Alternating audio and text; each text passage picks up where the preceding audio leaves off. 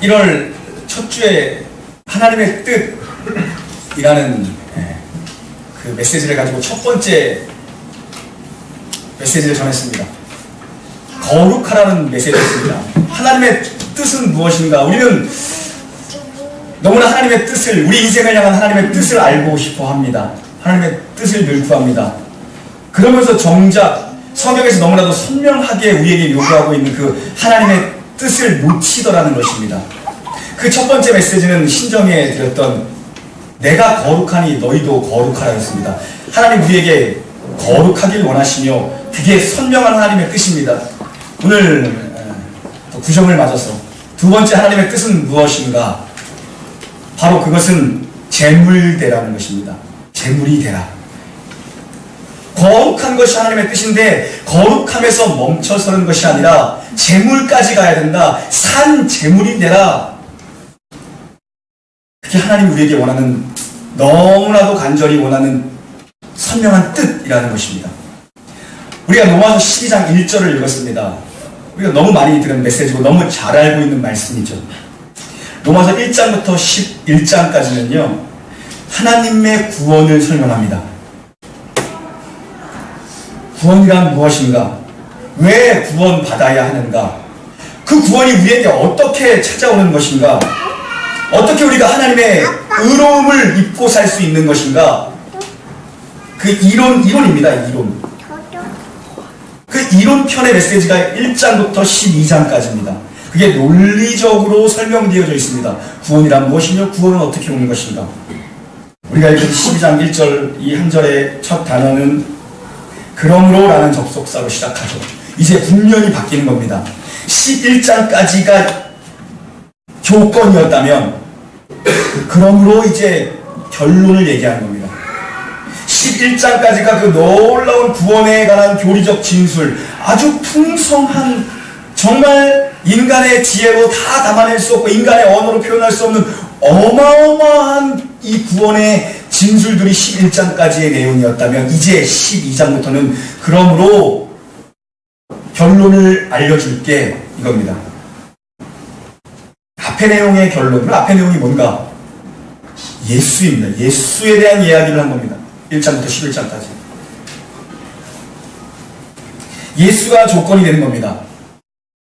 그리고 너희가 예수 안에 들어간 자라면 하나님의 성실하심과 하나님의 복주심과 하나님의 신실하심과 그 능력과 의지를 통해 우리에게 허락된 구원이라는 것을 내가 이제 설명했는데, 그러므로 이제 너희는 구체적으로 이렇게 살라. 이 내용이 12장부터 시작되는 거죠. 그러므로 이제부터 하는 이야기를 너희가 의무로 갖지 말고 그것을 기회로 갖고 그것을 영광인 줄 알고 듣고 그것을 특권으로 살아내라. 그 얘기를 하고 있는 것입니다. 이제부터 하는 얘기를 통해 너희는 영광을 누리며 살며 너희에게만 예수가 조건이 되어 살린 그 사람들 안에만 있는 바로 너희들에게 준 기회로 알고 특권으로 알고 살라는 메시지죠. 11장까지가 이론, 12장부터는 실천입니다. 무엇을 믿는가가 중요합니다, 여러분. 그런데 어떻게 믿는가도 역시 중요합니다. 신앙이 중요합니다. 그러나 생활도 역시 중요합니다. 그래서 우리는 신앙생활이라고 얘기를 하죠. 오늘 본문이야말로 우리 모든 그리스도인들이 살아가는 어떤 삶의 기초가 되는 믿음의 선포입니다. 이 사도 바울의 하나님의 선명한 뜻, 거룩하라, 그리고 재물되라 입니다. 산 재물이 되라입니다. 다시 한번 우리 1절 말씀 봉독해 보겠습니다. 시작. 그러므로 현재가 내가 하나님의 모든 자비하시고 너희를 원하노니 너희 몸을 하나님께 기뻐하시는 거룩한 생명으로 드리라. 이는 너희가 그의 목적이니라. 아멘. 우리 몸을, 우리 삶을 하나님이 기뻐하시는 살아있는 재물로 드리라는 거죠. 여러분, 재물은 살아있으면 안 되고 살아있어도 안 됩니다. 재물은 죽어야 하는 겁니다. 산 재물이라는 건 논리적으로 맞지 않지요. 어폐가 있습니다. 재물은 죽어야 됩니다.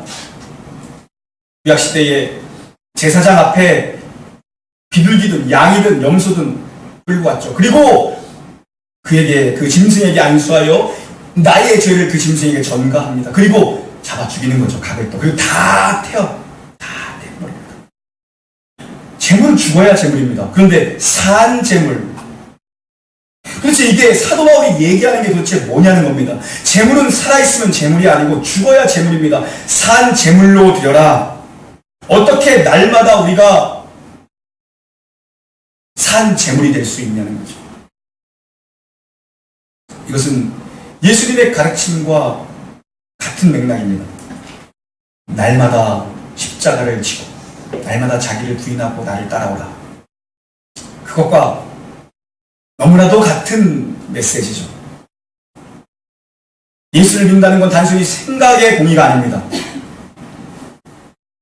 예수님의 방식대로 사는 겁니다. 예수님이 좋다고 하는 걸 나도 좋아하는 거고, 예수님이 가자고 하면 그 길을 가는 거고, 예수님이 이 일이 중요하다, 여기에 가치를 두시면 나도 그 일을 귀하게 여기고 거기에 가치를 두는 거죠. 예수님이 이 땅에 왜 오셨는가? 우리 마가복음 10장 45절 함께 봉독합니다. 시작.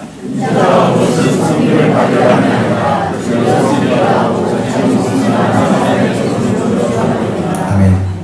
예수님 재물 되시기 위해서 오셨다라고 얘기합니다. 대속 재물, 대속물로 자기를 드리기 위해, 자기를 내주기 위해 오셨다. 더 쉽게 하면 예수님 죽으러 오셨습니다. 예수님이 오신 목적은 죽으러 오신 겁니다. 그리고 우리에게 나를 따라오라, 나를 따르라. 뭡니까? 너도 죽자. 그 얘기거든요. 너도 죽으러 가자.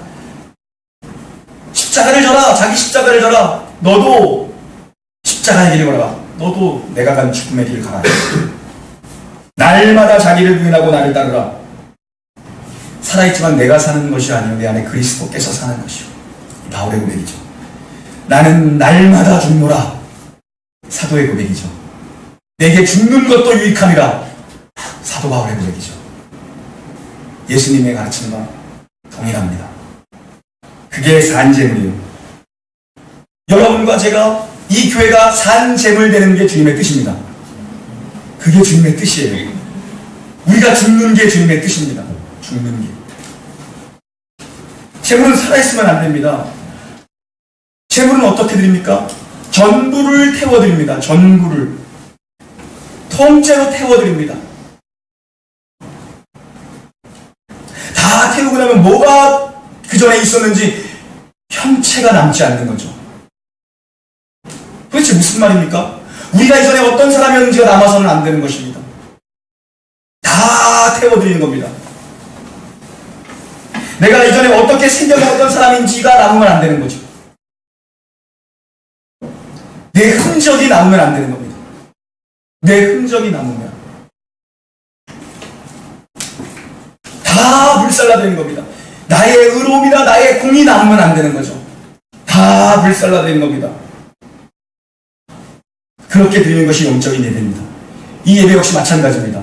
우리의 의로움을 가지고 우리는 하나님 옆에 그 누구도 이 자리에 설 사람이 없습니다. 하나님의 덮어주심의 은혜, 하나님의 감추어주심의 은혜, 그 은혜가 아니면 저도 설교할 수 없고 우리 누구도 예배할 수 없어요. 예수 그리스도의 보혈의 십자가 그 은혜로 우리의 모든 허물과 죄를 다 덮으셨기 때문에 죄인임에도 불구하고 우리가 이 자리에 나올 수 있는 거죠. 내 의가 남지 않는 것이 영적인 예배입니다. 나를 의지하지 않는 것이 영적인 예배입니다.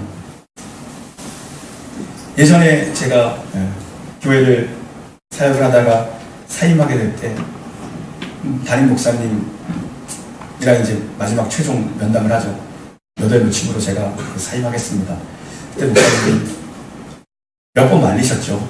좀만 더 사역해달라고. 근데 제가 그만두겠습니다. 그때 목사님이 이렇게 얘기하셨어요. 진짜 훌륭한 사역자는 자기가 떠난 자리가 빈자리가 되지 않도록 그 누구도 당신이 있었던 자리가 빈자리가 느껴지지 않도록 마무리 짓고 떠나가는 사람이 가장 아름다운 사역자입니다. 그 얘기가 기억나더라고요. 네.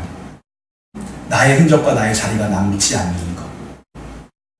얼마 전에 한국 교계에서 가장 뭐라고 표현을 해야 되죠? 영향력 있는 이라고 표현하겠습니다. 목사님 중에 한 분이 은퇴를 하셨죠. 10여 년을 담임 목사로 목회를 하시면서 마지막 설교가 회자되며 여기저기 많이 돌아다니죠. 많이들 들으셨을 겁니다. 오늘부로 여러분이 저를 잊어주시는 것이, 제 이름을 잊어주시는 것이 여러분이 할 수 있는 성도로서 가장 위대한 일입니다. 그게 나를 가장 많이 생각하고 이 교회를 가장 많이 사랑하는 겁니다. 자기의 이름을 잊어주는 것이 가장 위대한 일이다라고 설교를 하고 성마을 60명 있대요. 거기 가서 나의 마지막 사명 60명을 복음화시키는 겁니다. 가셨죠.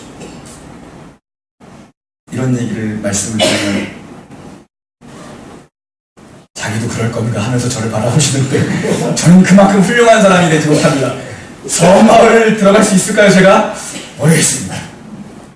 하지만 알 수 있는 건 하나님은 우리에게 또 그런 기회를 주시고 책임을 주신다는 겁니다. 실력이 안 되면 될 실력을 만들어 주신다는 겁니다. 그걸 믿고 가는 거죠. 예수님께서 제자들에게 뭐라고 말씀하십니까?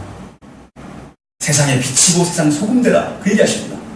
여러분, 뭐가 소금이고 뭐가 빛이냐는 거예요. 세상의 빛은 무엇입니까? 나를 태워 나를 연소해 점점 양초처럼 나는 없어지고 그 빛을 발현하는 겁니다. 소금은 무엇입니까, 여러분? 나는 절여져서 내 흔적이, 소금의 흔적이 김장배추 사이에 돌아가서 소금이 보이지 않아요. 그런데 맛이 나요. 누군가를 위해, 무언가를 위해 녹아져 희생해야 하는 것이 소금의 본연의 역할이고 임무죠. 빛은 자기를 태워서 남을 비춰주는 것이죠. 지난주에 제 설교 은혜 받았다는 분들이 더러 계시더라고요. 어디서 은혜를 받았는가? 항상 좀 이상한 데서 은혜를 받으셔. 사업이 망해도 여러분, 회사가 문을 닫아도 직원들 퇴직금 다 주고 문 닫으십시오. 아름답게 망하십시오. 월급 밀린 거 다 주고 문 닫으십시오. 그게 아름다운 망함입니다. 라고 했던 데서 은혜를 받았대요. 우리 교회 다 월급 받으시는 분들만 있나 봐. CEO들은 시험 드신 거 아니죠? 그래서 오늘은 좀 직장, 우리 사장님들을 위로하고 싶어요. 직원들은 회사를 위해서 희생하십시오. 희생해야 됩니다. 희생해야 됩니다. 이 시대가 가정이건 교회건 나라건 자꾸 희생이 없어집니다. 희생이 없어져요. 희생이 없어져요. 그리고 뭐만 남습니까? 권리만 남아요. 자기 주장만 많아졌어요. 희생은 없고. 그래서 일이 되냐는 겁니다. 자기 주장이 많고 권리가 많아져서 일이 됐냐는 겁니다. 아니요. 일은 희생으로 됩니다. 일은 죽을 때 돼요. 이 시대에 왜 이렇게 가정이 붕괴되는 겁니까? 희생이 없기 때문입니다. 가족 간에도 희생이, 부부 간에도 희생이 없기 때문입니다. 왜 이렇게 회사가 많이 문을 닫습니까? 돈 주는 것만큼까지만 일하기 때문입니다. 그 이상을 요구하지도 못하고 하려는 마음을 가진 사람도 아무도 없죠. 그러나 우리나라가 이렇게 부하게 잘 먹고 잘 살게 된 데는 많은 어른들의 월급 대가를 넘어서는 희생이 분명히 있었을 겁니다. 분명히. 이 시대 교회들이 왜 이렇게 냉소적이 됐습니까? 왜 이렇게 교회가 냉소적이 된다는 겁니다. 계산된 희생만 하기 때문입니다. 계산된 희생. 그래도 교회 와서는 희생을 한다고 하죠. 그런데 계산을 해놓고 합니다. 내가 정해놓은 선을 넘어가지 않는 희생을 하기 때문입니다. 그러나 한국교회 부흥이 어디서부터 온 겁니까? 전적인 희생, 자기 자신을 드리는 희생, 믿음의 선진들의 그 희생, 그 희생에 한국교회가 부흥했다고. 눈물을 흘려 기도하고 집을 팔아드리고 정말 내 모든 땀방울을 들인 그 희생 위에 한국교회가 세워졌다고요. 그런데 이 교회가 왜 이렇게 냉랭해졌습니까? 희생이 사라지죠. 그리고 권리만 주장합니다. 여러분, 도대체 그럼 교회에서 하는 일 중에 가장 큰 일이 뭐예요? 뭐가 가장 큰 일입니까? 교회에서 하는, 우리가 하는 일 중에 가장, 올라온 교회에서 누가 제일 큰 일 하는 사람입니까? 제가 제일 큰 일이에요? 헌금 많이 하는 사람이 제일 큰 일 합니까? 아니요. 죽는 사람입니다. 죽는 사람. 그 사람이 가장 위대한 성도입니다. 가장 위대한 성도는 죽는 성도. 그거보다 하나님의 큰 일은 없어요. 우리는 자꾸 착각을 해요. 열심히 뛰어다니면 큰일이라고 생각해요. 그런데 열심히 뛸수록 위험한 게 뭐냐면 세상 논리를 가지고 와서 뛰어요. 교회에서 사람 잡거든요. 아니요. 죽는 게 일하는 겁니다. 죽는 게. 가장 큰 일은 내가 죽어서 안 보이는 게 가장 큰 일이에요. 네. 누가 제일 위대한 설교자인지 아세요? 한복 입은 제가 아니에요. 내가 내려고 나온다. 여러분, 먼 길 운행하시면서 오늘 제 말씀이 바로 예수님의 말씀처럼 들리게 하는 설교자가 가장 큰 설교자예요. 예수님이 보여야 돼요. 예수님이. 여러분이 이 예배 끝나시고 이제 각처로 시댁으로 친정으로 가시겠죠. 가셔서 어떤 큰일을 하실 겁니까? 뭐가 제일 큰 일? 제사장 차리는 일이 제일 크고 어려운 일입니까? 만둣국 끓이는 게 제일 어려워요? 뭐가 어렵습니까? 물론 우리는 얻어먹기만 하지만, 앉아서 먹기만 하지만 죽는 일입니다. 그게 가장 큰 일이에요. 대판 싸워야 할 때 죽는 사람이 가장 큰일이라고 보는 사람입니다. 그게 진짜 위대한 그리스도인이거든요. 진짜 실력이 거기서 나와요. 진짜 실력이 그거더라고요. 승질을 부려야 할 때 죽을 수 있는 사람.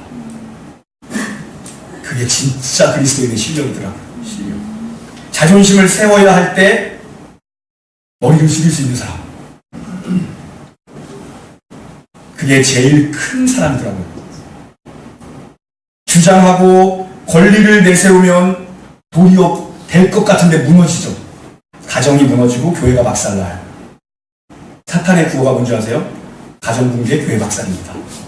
그래서 분노를 심어놔요. 투쟁을 심어놔요. 분열을 만들어요. 가정붕괴, 교회 박살. 걔네 전략이에요. 이 구호를 알면서도 넘어지죠. 싸움에는 승자가 없습니다, 여러분. 풀다집니다. 얻을 게 없어요. 그런데 우리는 싸워서 이기면, 쟁취하면 많은 걸 얻을 것 같습니다. 세상 논리죠. 그런데 우리가 믿는 기독교 신앙의 논리는 뭐냐? 죽으면 얻고 희생하면 다 얻어요. 희생하면 힘이 생기고요. 죽으면 능력이 나타나요. 참 이상한 역설이죠. 그게 십자가 아니겠습니까? 죽었는데 다 살려요. 그게 십자가죠. 이게 기독교 신앙의 중심입니다, 여러분. 죽었는데 다 살려. 목회를 하면서 지금까지 제가 마음에 확신이 드는 건 합니다. 죽는 사람 주변에는 다 살아나더라고요. 여러분이 함께 우리 교회에서 신앙생활 하면서 한번 직접 경험하고 확인해 보십시오. 내가 희생하고 내가 죽는 사람 주변에는 거기에서 생명이 꼽혀. 다 죽었던 사람도 죽는 사람 옆에다 갖다 놓으면 살아나. 신기하죠? 신기해요. 상처받고 왔대. 마음이 어렵대. 이래서 신앙생활 하겠니? 그런데 죽는 사람, 내가 희생하고 내가 섬기고 내가 낮아지고 내가 죽는 사람 옆에 그 사람을 붙여놓잖아요. 이 사람이 어느샌가 싱싱해져 있어. 또 열심히 뛰어다녀. 진짜 신기한 논리더라고요, 이게. 근데 그게 기독교 신앙이에요. 여러분, 기독교의 능력은 죽는 데 있습니다. 오늘 사도 바울이 그 이야기하는 겁니다. 1장부터 11장까지가 어마어마한 교리적 진술이에요. 저 같은 풋내기들은 여기 설교도 할 수 없어요. 너무나도 아름다운 교리의 방대함과 너무나도 깊은 능력이 여기 담겨있어. 이 로마서에. 그게 11장까지의 내용이거든요. 그런데 사도 바울의 그 얘기의 핵심은 이겁니다. 얼마나 그것이 영광스러운 큰 것인지를 살아내라. 그게 진짜다. 그 얘기하는 겁니다. 망할 거라고 걱정하지 말고 살아내라. 이겁니다. 1장부터 11장까지의 내용이 그겁니다. 결코 너희를 망하지 않는다. 결코 죽지 않는다. 그 얘기입니다. 왜냐? 예수가 이룬 구원, 예수가 죽음으로 말미암아 우리에게 준 구원이 어떤 것인지 담아낼 수 없는 그 영광과 특권을 너희에게 줬는데 니들이 왜 죽냐? 그 구원은 취소될 수도 없고, 그 구원은 반납될 수도 없고, 그 구원은 누가 빼앗아갈 수도 없는 완벽하고 영원한 구원이다. 예수가 조건이 되는데 뭐가 망하냐? 안 망한다. 그러니 살아내라. 그겁니다. 요한복음 12장 24절 말씀 함께 봉독합니다. 시작. 내가 진실로 진실로 너희에게 이르노니 하나님이 나를 떨어져 죽지 아니하며 하나님의 이르고 죽으면 많은 열매를 맺느니라. 아멘. 여러분, 하나의 미랄이 그대로 버티고 안 떨어지고 있으면 그대로 하나, 그냥 나 하나. 그런데 하나의 미랄이 떨어져 죽는 게, 그럼 그게 하나님의 방법이래요. 떨어지는 게 하나님의 방법이래요. 우리식으로 얘기하면 뭡니까? 낮아지는 게 하나님의 방법이래요. 높여서 사용하실 것 같은데 낮아지는 게 하나님의 방법이래요. 참 신기하죠. 땅에 떨어져 힘기었다. 보이지도 않게 흙으로 덮어버려요. 힘기었다라는 건. 우리는 보이는 게 하나님의 방법일 것 같죠. 잘 보이는 게 하나님의 방법일 것 같잖아요. 잘 드러나는 게 하나님 근데 반대로 일하죠. 그냥 덮어버려요. 덮어버리는 게 하나님의 방법이래요. 이해가 안 가요. 땅에 묻혀야 된대요. 그리고 우리는 뭔가 계속 살아야 될 것 같은데 썩어 죽는 게 하나님의 방법이래요. 진짜 이해가 안 가는 하나님이에요. 그런데 거기서 난 열매를 만들어내시더라는 겁니다. 우리가 나가서 주를 위해 열심히 뛰기 전에 무언가 하나가 더 있으니 그걸 붙잡으라는 겁니다. 열심히 뛰어야죠. 싱싱해져서 열심히 뛰어야죠. 싱싱해서 뛰어야죠. 그런데 그 전에 무언가 하나가 더 있는 걸 보라는 것입니다. 재물 되라. 그게 내 뜻이다. 재물이 되는 게 내 뜻이다. 거룩한 산재물 되라. 그것도 거룩한 재물입니다. 그냥 지저분한 재물 아니라 거룩한 재물, 흠도 없고 티도 없는 거룩한 재물. 독 품고 있는 재물이 아니라 쓴뿌리 있는 재물이 아니라 다 해독된 거룩한 재물. 예수 보혈의 이름으로 다 씻겨내려간, 은혜로 다 씻겨내려간 거룩한 재물. 그래서 우리 언제 뛰어야 됩니까? 주를 위해 뛰어야죠. 열심히 뛰어야죠. 언제 뛰어야 됩니까? 쓴뿌리가 뽑히고 뛰어야 되고 다 독이 해독되고 뛰어야 돼요. 그래서 교회 와서 너무 열심히 일하려고 하면 안 돼요. 다 해독되고 뛰어야 됩니다. 쓴뿌리를 달고 다니면서 뛰면요, 거기에 걸려 넘어지는 사람들이 너무 많거든요. 해독되고 뛰어야 된다고요. 해독되고. 그래서 교회 오시자마자 일을 하는 건 별로 안 좋아요. 교세권에 너무 깊이 들어가는 것도 안 좋아요. 예배를 잘 드려야 돼요. 예배를. 교회를 처음 등록하시고 새로 정하셨으면 주일 예배, 새벽 예배, 수요일 예배, 예배를 통해서 쓴뿌리 제거되고 교세권에 들어가야 돼요. 그리고 뛰어야 돼요. 영적인 원리입니다, 여러분. 때로 우리가 자존심 상할 때도 있고 마음이 어려울 때도 있고 상처 입을 때도 있습니다. 사도 바울만큼 상처 많이 받은 사람이 있어요. 이 사람 정말 상처 입은 치유자예요. 그러나 괜찮습니다. 왜요? 오늘 사도 바울이 무슨 근거로 오늘 이 얘기를 하고 있냐? 그게 핵심이에요. 이 상처 입은 치유자 사도 바울이 무슨 근거로 산재물 되라, 산재물 되라, 무슨 근거입니까? 하나님의 자비하심으로 권한다. 이게 포인트예요. 메시지예요.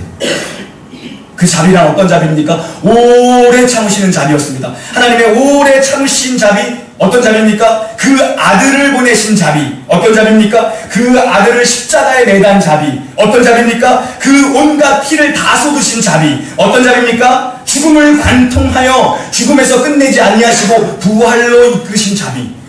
그 자비예요.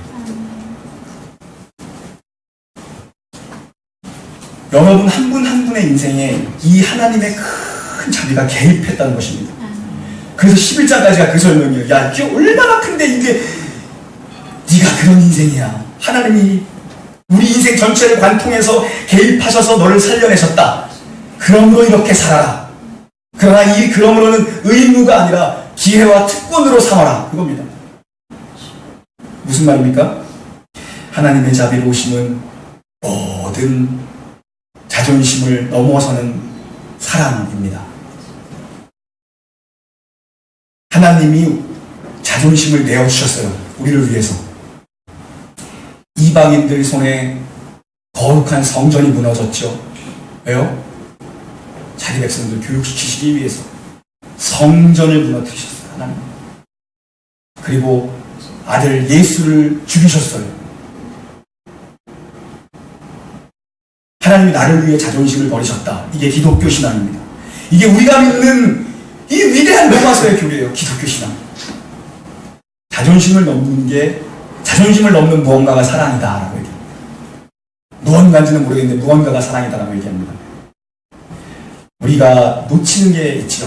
뭘 놓치면 우리가 은혜를 놓쳐요. 제가 제일 멋없어질 때가 은혜를 놓칠 때예요. 네. 여러분이 제일 멋없을 때가 은혜를 놓칠 때입니다.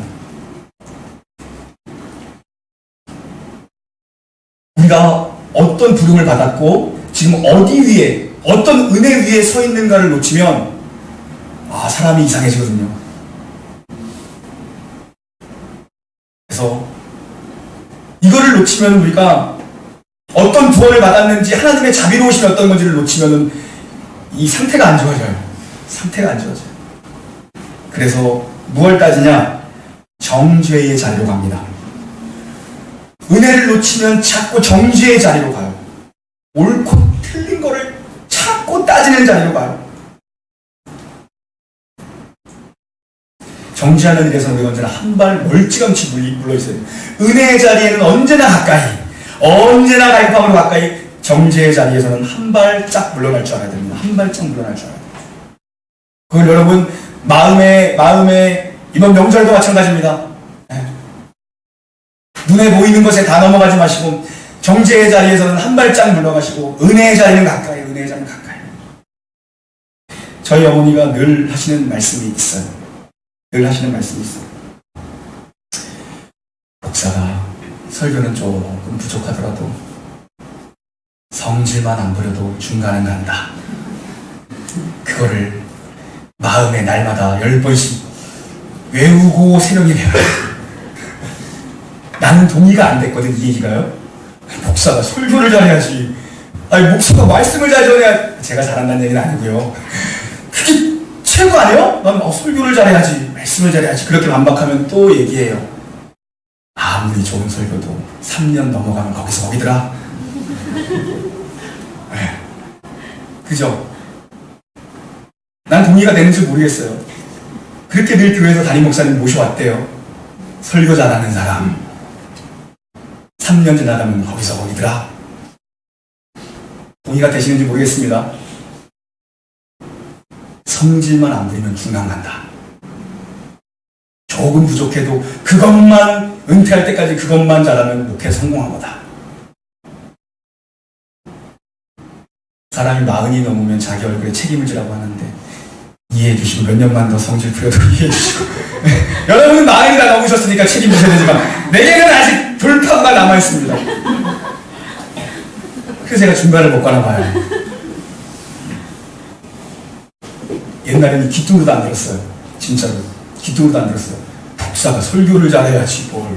네? 여러분의 판단은 여러분에게 맡겨있습니다. 여러분에게 자꾸 자기의 진심을 가지고 옳고 그름을 따지면 안 돼요. 무슨 얘기냐면요, 제가 아주 쉽게 설명할게요. 제가 강단에서 나의 진심과 여러분을 사랑하고 여러분을 아끼는 진심을 증명하기 위해서 내 변명을 내려놓거나 내 이야기를 하거나 내 증명을 하면 안 되는 거예요. 하나님의 말씀을 전해야 되는 겁니다. 여러분의 삶에서도 동일하게 적용됩니다. 내가 진짜 좋아해. 그러니까 옳고 그름의 문제를 넘어서는 게 사랑이에요. 그게 어디서 성립되냐, 어디서 다르냐면요, 사랑 안에서만 성립되거든요. 은혜 위에서만 성립되는 거예요. 어렵나요? 더 쉽게 얘기하면요, 이 사람이 사랑을 가지고 얘기하는 건지 이 사람이 정죄하는 건지는 얼굴에서 묻어납니다. 얼굴에서 묻어나요. 한 알의 미랄이 떨어져야 열매를 볼 수 있습니다. 한 알의 미랄이 떨어져요. 한 알의 미랄이 떨어져요. 세상은 우리에게 이기라고 자꾸 얘기해요. 쟁취하라고 얘기해요. 이 시대 교회가 받는, 이 시대 기독교가 받는 가장 위험한 도전입니다. 이기고 쟁취하고 투쟁해서 올라가라. 고지론이죠, 고지론. 그게 언제나 가장 큰 유혹입니다. 우리가 당면한 유혹입니다. 신앙 교육의 유혹입니다, 그게. 아닙니다. 승리하십시오. 강하고 담대하십시오. 무엇이 진짜 이기는 겁니까? 예수 안에서 배운 가치를 살아내는 것이 이기는 겁니다. 예수 안에서 배운 가치를 살아내는 것. 더 쉽게 얘기하면 오늘 들은 설교를 딱 3일간만 살아내는 게 여러분 승리하는 겁니다. 이거를 일주일 기억하려도 안 하실 거 알아요. 딱 3일 명절 3일간만 여러분이 살아내는 게 승리하는 거예요. 승리하는 겁니다. 거룩한 재물이라는 것은 내가 구원받았다는 것을 지금이라는 이 시간 속에서 구현해내라. 구원을 살아내라. 이겁니다. 거룩한 재물 되는 건 구원을 살아내라. 이 얘기입니다. 예수 믿고 사는 인생이 그렇지 않은 인생과 뭐가 다른지를 살아내라. 이겁니다. 승리하십시오 얘기는 뭡니까? 져주십시오 얘기입니다. 져주십시오. 누구한테 져야 됩니까 여러분? 가까이 있는 사람들. 여러분 가까이에 있는 사람들한테 져주는 겁니다. 그리고 멀리 싸워야 될 대상하고는 싸우는 거예요. 가까이에 있는 사람일수록 져주는 거죠. 근데 우리는 보통 반대의 경우가 많죠. 가까이에 있는 사람은 이기려고 해. 그 멀리 있는 사람한테는 굽신굽신거리고. 그 반대. 가까이 있는 사람한테는 져주는 것, 멀리 있는 사람한테는 이기는 겁니다. 네, 그거죠. 얼마 전에 한 우리 집사님, 젊다고 하니까 그러네요. 제가 집사님 한 분께서 그러시더라고요. 목사님도 작년에 비해서 넉넉해지셨어요. 나이 들어 뵌다는 얘기야. 무슨 얘기야? 그런데 우리 교회가요, 전반적으로 넉넉해진 것 같아요. 교회에 어른들이 많아진 것 같아요. 사람이 생각하는 건 거기서 거기거든요. 보는 눈은 다 똑같아요. 사람이 거기서 거기에 다 보면. 하늘 아래 새 것이 없어요. 그 바운더리를 안 벗어나. 사람들이 얘기하는 거 보면 그냥 모르는 척 다 들어주는 거지. 그런데 그런 말씀을 하시더라고요. 전에는 좀 덜 그랬대요. 근데 넉넉해지더래요. 네, 넉넉해지더래요. 근데 그 얘기를 내가 운전하고 있는데 하는 거야. 목사님도 작년보다 많이 넉넉해지신 것 같아요. 운전 잘 살아라는 얘기 했어요. 결국은 방지턱 천천히 딱 넘자마자 그 얘기했더라고요. 방지턱 넘자마자 천천히 하라는 얘기겠지. 주님께서 교회에 주신 건 십자가입니다. 여러분. 십자가를 주셨습니다. 십자가를. 교회는 구원이 무엇인지 믿음이 무엇인지 몰라서 우리를 공격하고 몰아내는 자들을 기꺼이 죽음으로 받아내는 사람입니다. 그게 교회 노릇을 하는 겁니다. 받아내는 게 교회 노릇을 하는 겁니다. 예수를 믿는 것이 모르는 자들 때문에, 모르는 자들이기 때문에 그들을 위해 죽는 것으로 우리는 교회로서 책임을 다하는 겁니다. 네. 그들을 받아내는 것으로서 우리는 책임을 다하는 겁니다. 우리는 근데 그렇게 생각하죠. 그러면은 내가 진 것 같고 내가 성질 날 것 같고 내가 망할 것 같다. 근데 망하지 않는다는 것입니다. 왜냐하면 하나님이 1장부터 10장까지가 그 얘기입니다. 뭐냐, 진짜 망하는 자는 그들이지 너는 절대 안 망한다. 이 약속을 주셨거든요. 너는 절대 안 망한다. 왜냐? 예수가 너를 위해 죽었기 때문이다. 이게 조건적이에요. 그리고 결론은 무엇입니까? 그래서 너는 절대 망하지 않는다. 그겁니다. 도리어 죽는 길이 명예로운 길이고 죽는 길이 위대한 길이다. 절대 실패할 일 없고 절대 망하지 않는 구원을 주셨다. 하나님의 자녀로 사는 것이 얼마나 영광인지 알고 살라는 것이죠. 여러분의 인생의 명절이 몇 번 남았는지 한번 계산해 보십시오. 얼추 계산해 보십시오. 여러분의 계산법대로 아마 몇 번 남지 않았을 겁니다. 곱하기 2 해보십시오. 오늘도 여러분에게 주어진 오늘이라는 시간, 주어진 길을 십자가를 지시고 걸어가는, 계속해서 걸어가는 진짜 승리하는 그런 명절 보내고 귀한 얼굴로 뵙기를 우리 주 예수 그리스도의 이름으로 간절히 축원합니다. 아멘. 하나님 아버지, 우리들은 아무 공로 없는데 예수 공로로 우리를 살리시고 이제는 그 길을 같이 가자고 말씀하십니다. 하나님, 주님이 아니면 우리가 이 자리에 설 수 없는 존재들이었습니다. 우리가 받은 구원이 얼마나 영광스러운 건지를 주님 깨닫게 하시네 감사를 드리고, 이제 주님께서 같이 걸어가자고 말씀하십니다. 그 길은 죽는 길이고 그 길은 낮아지는 길이고 그 길은 흙에 덮이는 길이라고 말씀하십니다. 하나님 아버지, 진짜 승리가 어떤 것인지를 우리가 경험할 수 있도록 나는 날마다 죽노라, 죽는 것도 내게 유익함이라, 그것이 무엇인지를 우리가 넉넉함으로 받아내게 하시고 그래도 결코 망하지 않고 그래도 결코 손해보지 않는 길을 열어놓으신 예수 그리스도 바라보고 승리하는 또 명절 기간 되어지도록 하나님 은혜 위에 은혜를 더하여 주시옵소서. 그렇게 행하실 주님을 찬양하며 우리 구주 예수님의 이름으로 감사하며 기도 올리옵나이다. 아멘.